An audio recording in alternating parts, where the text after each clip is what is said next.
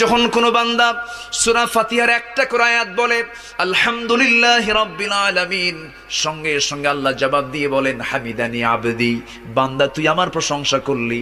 আর রহমানির রহিম যখন বলে আল্লাহ বলেন আসনা আলাইয়া আবদি।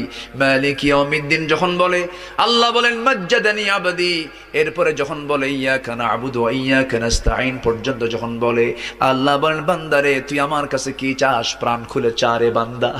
ইহদিনাস সিরাতাল মুস্তাকিম থেকে শুরু করে নিয়া ওয়ালাদ-দাল্লিন পর্যন্ত যখন বান্দা বলে তখন আল্লাহ বলেন বান্দা নামাজের মধ্যে এমন প্রেমের খেলা খেললি বান্দা, তুই যা চাইলি সব আমি আল্লাহ কবুল করলাম। ওই বান্দা যখন রুকুতে যায় আল্লাহ তখন অস্থির হন। ওই বান্দা যখন সিজদায় যাওয়ার জন্য প্রস্তুতি নাই, সমস্ত ফেরেশতাকে ডাক দিয়ে বলেন ও ফেরেশতারা, এই বান্দাগুলো আমাকে দেখলো না, রাসূলকে দেখলো না, কোরআনকে দেখে হাদিসকে বিশ্বাস করে আমাকে খুশি করার জন্য তার সবচেয়ে সম্মানজনক